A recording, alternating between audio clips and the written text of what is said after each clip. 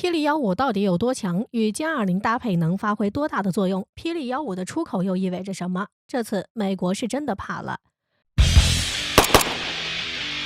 近日，作为中国最新型自主研发的歼20双发重型隐形战斗机迎来了首飞11周年纪念日。自2011年歼20向首飞以来，歼20至今仍是居民们津津乐道的话题。作为接替歼10、歼11等等第三代空中优势多用途歼击机的未来重型歼击机型号，歼20担负起了中国空军未来对空对海的主权维护任务，也获得了许多中国军迷和国际上的关注。伴随着中国军工制造业的不断发展，对于中国空军中坚力量的歼20进行了多次的升级改造。像去年的11月，歼 16D 电子战斗机投入了实战化训练。根据官方媒体报道，歼 16D 可以与歼20无缝伴随作战，可以说是大大强化了歼20的作战能力。而我们今天要讲的是歼20的另一个黄金组合——歼20战斗机与霹雳155超远程制导空导弹。在去年的珠海航展上，最引人注目的莫过于歼20的实际飞行展示了。而且歼20在空中飞行的过程中还做了一个动作，也引起了军迷朋友们的关注。全世界的目光也注意到了这一动作，那就是歼20在飞行的过程中，飞机底部的弹舱打开了，一排蓝白相间的导弹在整体铁黑色的机体下格外显眼。这一排蓝白相间的导弹就是霹雳155超远程制空空对空导弹。我们先不对霹雳155的性能做出评价，先来看看中国台湾地区是如何看待霹雳155的。去年3月份，中国空军的歼16挂载着几枚霹雳155空对空导弹在台海上空巡逻，这一举动就引起了台湾军方的高度注意，并且拍摄下了歼16在台海上空巡逻的画面。对此，台湾军事专家施孝伟在电视栏目中便已捕捉到这一画面，对霹雳155进行了讲解，并感叹霹雳155的强大。在讲解过程中，他说道，霹雳155的最高飞行高度可以达到3万米，可以以6倍音速的速度攻击目标，最大射程超过300公里等等。对于这些数据的准确性，我们不好判断，毕竟官方也从未公布过任何有关霹雳155空对空导弹的具体数据和性能。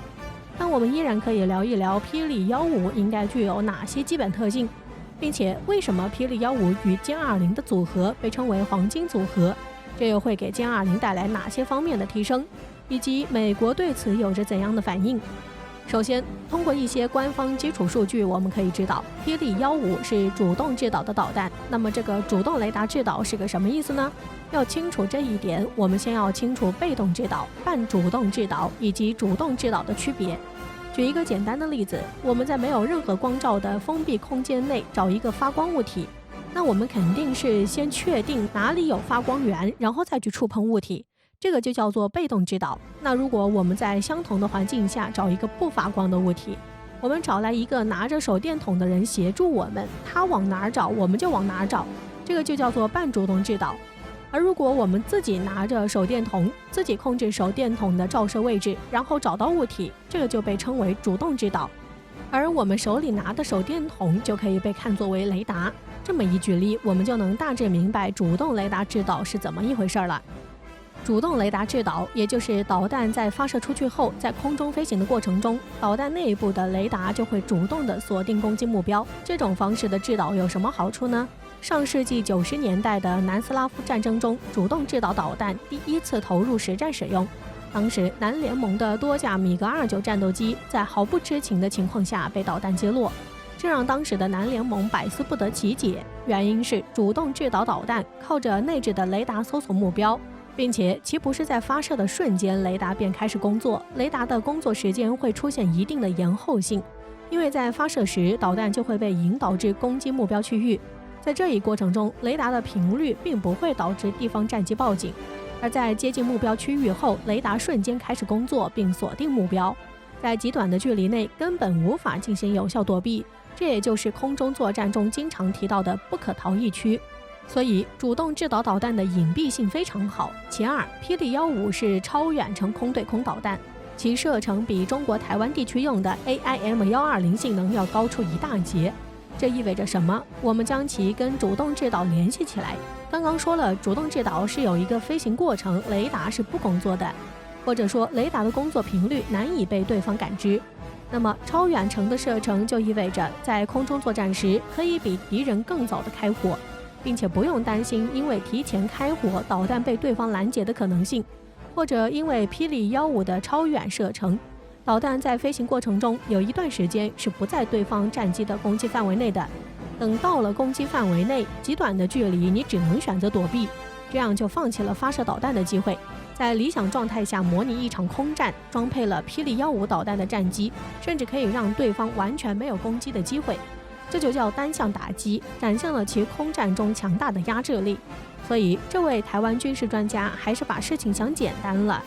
霹雳15的强大性可能会比他所认为的更具有威慑力，毕竟光分析性能数据只能看出先进程度，只有分析实际作战能力才能发现霹雳16超远程制导空对空导弹的威力。所以我们不分析什么数据，什么几万飞行高度，多少速度，光是实际作战能力就可见一斑。当然，对于现在大家都在分析的双脉冲固体火箭发动机、节联贯导卫星组合、双向数据链修正之类的性能，霹雳15当然可以具有，毕竟连美国都对霹雳15感到了忌惮。美国空军空中作战指挥官卡莱尔曾明确地表示，中国霹雳15的列装给美国空军造成了严重威胁。近年来，美国为保证美国空军能继续保持空中优势，同时有效应对中国歼20带来的威胁，一直在研究机载激光武器。就在上个礼拜，美国战区网站援引美国空军研究实验室发布的新闻稿表示，美国空军在科特兰空军基地进行一场高能激光武器吊舱的虚拟测试。印度媒体《欧亚时报》也发文表示，随着全球空中霸权之争的升温，美国空军已着手训练战斗机飞行员使用高能激光武器，以保证美国空军优势。这些都足以看出中国给美国带来的威胁。世界第一梯队的隐形战斗机歼20配备超远程主动制导的霹雳15，可以说是目前中国的最强组合。如果未来出现 F-22与歼20空中对峙情况，保守点说，还真不好定论谁能获胜。但这并不是最主要的，让美国更加忌惮的是霹雳15，但不限于霹雳15。首先，我们都知道中国有句话，太过先进不便展示，也就是说，如果是非常先进的武器，是绝对不可能让美国知道的。并且去年霹雳15导弹已经出口给了巴基斯坦。近日也有新闻报道，巴基斯坦歼10C 搭载霹雳15在空中飞行。霹雳15不但展示，还出口了。一般最先进的武器装备是不会出口的。也就是说，中国已经研制出了比霹雳15更加强大的空对空导弹，这才是最恐怖的。这次美国是真的要怕了。